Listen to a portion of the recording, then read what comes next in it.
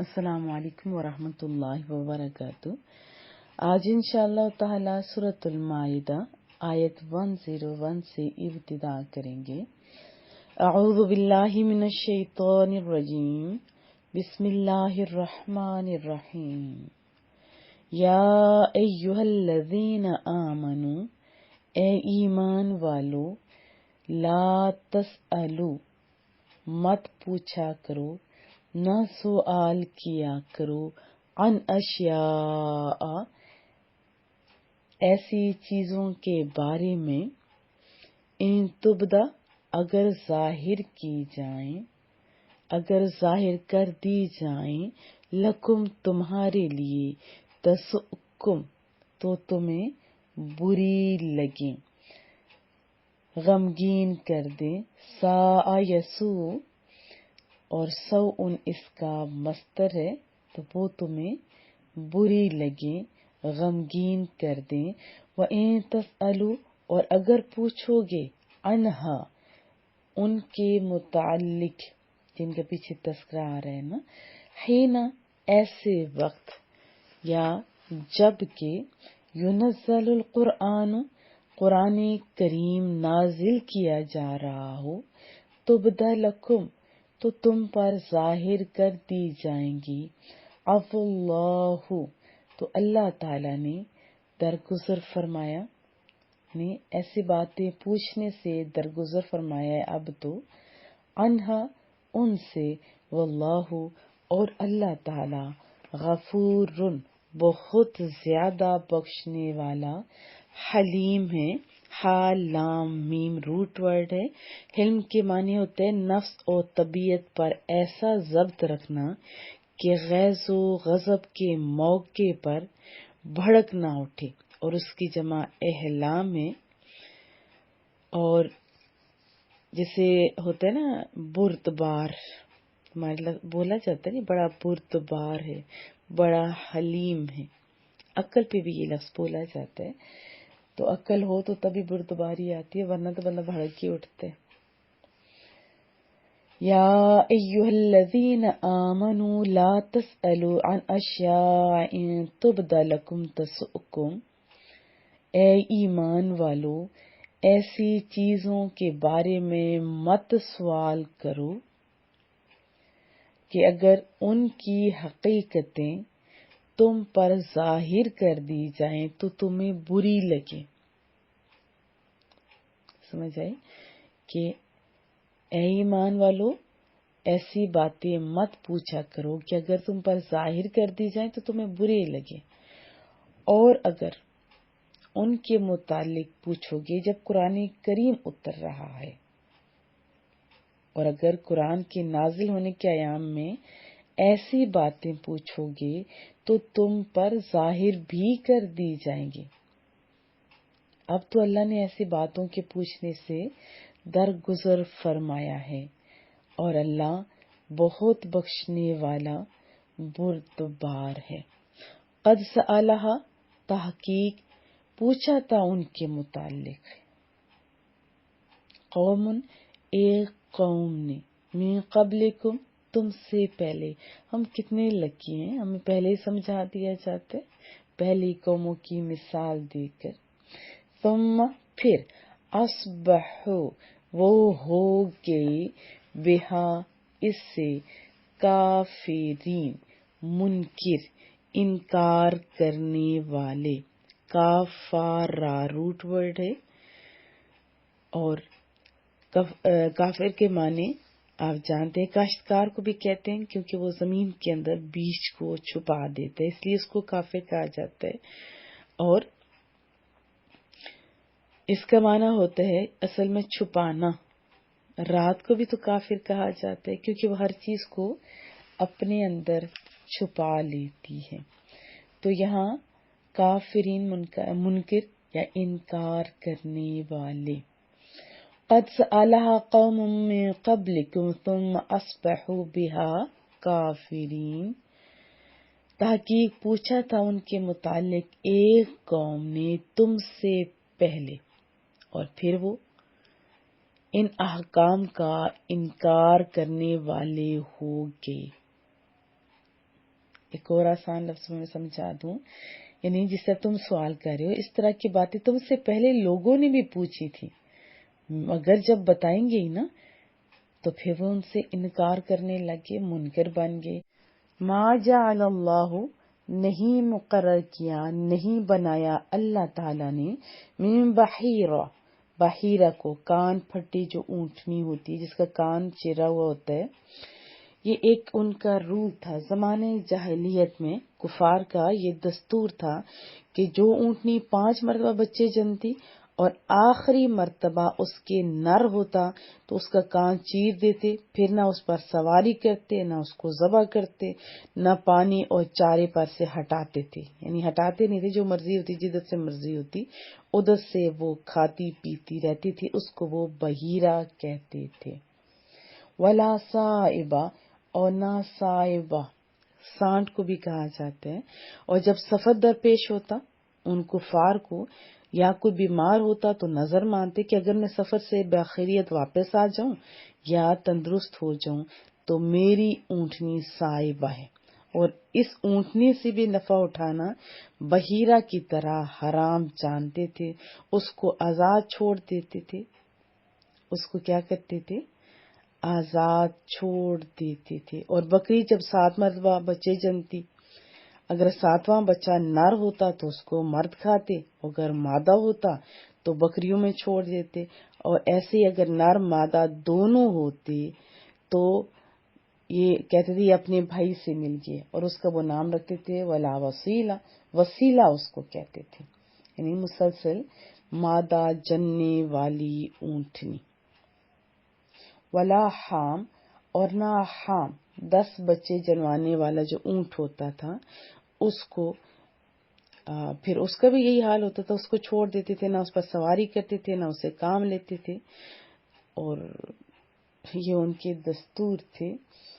اور اس کو الحامی بھی کہا جاتا تھا، ولا خام اور نہ خام، ولیکن اور لیکن، الذین وہ لوگ جو کفروا کافر ہوئے، یفترون بہتان باندھتے ہیں، افترا باندھتے ہیں، الزام لگاتے ہیں، اللہ تعالیٰ کے اوپر، کذبا جھوٹ، وَأَكْثَرُهُمْ اور ان میں سے اکثر، زیادہ تر، لا یعقلون عقل نہیں رکھتے، عقل ہوتی تو ایسی بات ہی نہ کرتے نا۔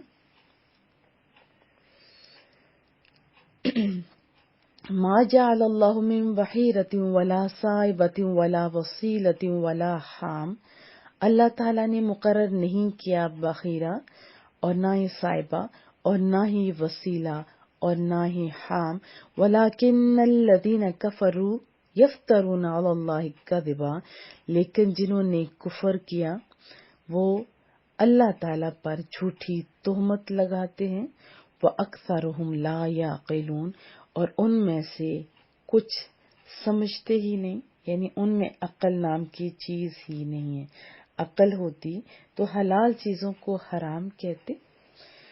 وضاحت جان لیتے ہیں آیت 101 میں، اس کا شان نزول یہ ہے کہ ایک روز رسول اللہ صلی اللہ علیہ وسلم خطبہ ارشاد فرما رہے تھے، تو جس کو جو دریافت کرنا ہو وہ دریافت کرے۔ یہ رسول اللہ صلی اللہ علیہ وسلم نے خطبہ کے دوران فرمایا کہ کسی کو کچھ پوچھنا ہے تو وہ پوچھ سکتا ہے۔ تو حضرت عبداللہ بن حذافہ سہمی رضی اللہ تعالیٰ عنہ کھڑے ہو گئے، پوچھا کہ میرا باپ کون ہے؟ فرمایا تیرا باپ حذافہ ہے، محبوب کا علم تو دیکھیے۔ پھر فرمایا اور پوچھو، تو حضرت عمر رضی اللہ تعالیٰ عنہ اٹھتے ہیں، ایمان اور رسالت کا اقرار کر کے معذرت پیش کی، سمجھدار تھے نا بہت۔ امام ابن شہاب ظاہری کی روایت ہے کہ حضرت عبداللہ بن حذافہ کی والدہ نے ان سے شکایت کی، کہا کہ تو بڑا ہی نالائق بیٹا ہے، تجھے پتہ ہے کہ زمانہ جاہلیت میں عورتوں کا کیا حال تھا، اللہ نہ کرے خدا نہ خواستہ تیری ماں سے کوئی قصور سزد ہو جاتا تو آج کتنی رسوا ہوتی، تو اس پر دیکھیے ایمان حضرت عبداللہ بن حذیفہ کا، انہوں نے کہا کہ اگر محبوب کریم کسی حبشی غلام کو میرا باپ بتا دیتے تو میں یقین کے ساتھ مان لیتا. اور حضرت عبداللہ بن عباس رضی اللہ تعالی عنہما سے مروی ہے، بخاری شریف کی حدیث میں ہے کہ لوگ بطریق استہزاء مذاق کے طور پر اس قسم کے سوال کرتے. کوئی کہتا میرا باپ کون ہے، کوئی پوچھتا کہ میری اونٹنی گم گئی ہے، تو پھر یہ آیت کریمہ نازل ہوئی. مسلم شریف کی حدیث طیبہ میں ہے، رسول اللہ صلی اللہ علیہ وسلم نے خطبہ میں حج فرض ہونے کا بیان فرمایا تو اس پر ایک شخص نے کہا کیا ہر سال فرض ہے؟ رسول اللہ صلی اللہ علیہ وسلم نے خاموشی اختیار فرمائی، سکوت فرمایا. سائل نے سوال کی تکرار کی تو ارشاد فرمایا کہ جو میں بیان نہ کروں اس کے در پہ نہ ہو، یعنی اس کے پیچھے نہ پڑ جایا کرو. اگر میں ہاں کہہ دیتا تو ہر سال حج کرنا فرض ہو جاتا اور تم نہیں کر سکتے تھے. مسلم شریف کی یہ حدیث طیبہ ہے. اس سے ہمیں بہت ساری باتوں کا پتہ چلتا ہے. ایک تو رسول اللہ صلی اللہ علیہ وسلم کی وسعت علم کا. دیکھیے علم کی دو اقسام ہیں، ایک ہے ذاتی اور دوسری ہے عطائی. اللہ کے پاس ذاتی علم ہے اور رسول اللہ کو تو اللہ نے سکھایا. عطائی علم ہے اور بہت زیادہ علم ہے. کتنا علم ہے؟ بہت زیادہ علم ہے رسول اللہ صلی اللہ علیہ وسلم کے پاس. اس لیے تو پوچھا نا، کہا کیا فرمایا کہ جو چاہو پوچھو. یہ نہیں کہا کہ خالی فلاں فلاں شعبے کے متعلق سوال کرو، صرف شریعت کے متعلق پوچھو، ایسے نہیں، بغیر کسی قید کے فرمانا کہ پوچھو. اور پوچھنے والوں نے بھی پوچھا تو یہ اس بات کی بھی دلیل ہے کہ صحابہ کرام کو بھی یہی عقیدہ تھا. صحابہ کرام کا بھی یہی عقیدہ تھا. آپ بہت ساری احادیث پڑھیں گے تو صحابہ کرام کی ایک اقوال پڑھیں گے، ان کا بھی عقیدہ یہی تھا کہ ہمارے محبوب کے پاس بہت زیادہ علم ہے. اور اختیارات بھی تو دیکھیں، اللہ نے رسول اللہ صلی اللہ علیہ وسلم کو بے اختیار نہیں، اختیار دیے ہوئے تھے. آپ جس چیز کو فرض فرما دیں وہ فرض ہو جائے گی. محبوب کی تو زبان ہی وہی ہے نا کہ وہی بولتے تھے جو اللہ کا اذن ہوتا تھا. تو نبی کریم صلی اللہ علیہ وسلم کی امت پر شفقت تو دیکھیے. اس آیت سے یہ بھی تو پتہ چل رہا ہے کہ رسول اللہ کو اپنی امت پر کتنا زیادہ آپ کہہ سکتے ہیں پیار تھا. بہت شفیق ہے نا. آپ صلی اللہ علیہ وسلم اگر ایک مرتبہ ہاں فرما دیتے تو سوچئے ہر سال حج کرنا فرض ہو جاتا. لیکن رسول اللہ صلی اللہ علیہ وسلم نے امت پر آسانی فرمائی اور ہاں نہیں فرمایا اور ہاں نہیں کی. تو کیا آپ کو بھی رسول اللہ سے اتنا پیار ہے؟ ہونا چاہیے، کیونکہ کوئی اس وقت تک مومن ہو ہی نہیں سکتا جب تک کہ رسول اللہ صلی اللہ علیہ وسلم ہمیں ہر چیز سے پیارے نہ ہو جائیں. اور اس آیت سے حلت اور حرمت کا جو اہم اصول ہے یہ بھی پتہ چل رہا ہے کہ جس امر کی شریعت میں ممانعت نہ آئی ہو وہ مباح اور جائز ہے. حضرت سلمان رضی اللہ تعالیٰ عنہ سے مروی ہے، حدیث طیبہ میں ہے، رسول اللہ صلی اللہ علیہ وسلم نے فرمایا کہ حلال وہ ہے جو اللہ عز و جل نے اپنی کتاب میں حلال فرمایا، اور حرام وہ ہے جس کو اس نے اپنی کتاب میں حرام فرمایا، اور جس سے سکوت کیا تو وہ معاف ہے. یہ ترمذی شریف کی حدیث طیبہ ہے. ابھی تو سوال کرنے والے بھی عجیب سوال کرتے ہیں، انہیں بھی ذرا توجہ کرنی چاہیے. ٹھیک ہے، کس نے حلال کیا؟ قرآن میں دکھاؤ جی، یہ دکھاؤ جی، وہ دکھاؤ جی. یہ رسول اللہ صلی اللہ علیہ وسلم نے بھی فرمایا اور قرآن کریم کا بھی یہی اصول ہے. اور یاد رکھیے فقہ کے 4 اصول ہیں، خالی یہ نہیں کہ ادھر ہے تو ادھر نہیں ہے تو یہ ہے تو وہ. لوگوں کو نہ الجھایا کرو آپ لوگ. اور پھر 102 آیت میں بتایا گیا کہ مسلمانوں کو ایک حکم دینے کے بعد سابقہ امتوں کے واقعات سے سمجھایا کہ تم سے پہلی امتوں نے بھی اپنے انبیاء سے غیر ضروری سوالات کیے تھے. جب حضرات انبیاء نے احکام بیان فرما دیے تو پھر ان کو وہ نہ پورے کر سکے. تو تم سوالات کرنے ہی سے بچو، کیونکہ اگر تمہارے ہر سوال کا جواب دے دیا گیا تو ہو سکتا ہے کہ کسی سوال کا جواب تمہیں برا لگے۔ حدیث طیبہ میں بھی تو ہمیں بڑے اچھے طریقے سے سمجھایا گیا۔ حضرت سعد بن ابی وقاص رضی اللہ تعالیٰ عنہ سے مروی ہے، رسول اللہ کا فرمان، مسلمانوں میں سب سے بڑا مجرم وہ ہے جس نے ایسی چیز کے بارے میں سوال کیا جو حرام نہیں کی گئی تھی لیکن اس کے سوال کرنے کے باعث حرام کر دی گئی۔ بحوالہ بخاری شریف۔ حضرت ابو صالبہ خوشنی رضی اللہ تعالیٰ عنہ سے مروی ہے، رسول اللہ کا میٹھا بول، اللہ تعالیٰ نے کچھ حدیں مقرر کی ہیں، تم ان سے آگے نہ بڑھو، کچھ فرائض لازم فرمائے ہیں تو انہیں ضائع نہ کرو، کچھ چیزیں حرام کی ہیں تو ان کی حرمت نہ توڑو، اور تم پر رحمت فرماتے ہوئے کچھ چیزوں سے بغیر بھولے سکوت فرمایا ہے تو ان کے بارے میں باز نہ کرو۔ یہ مستدرک میں ہے۔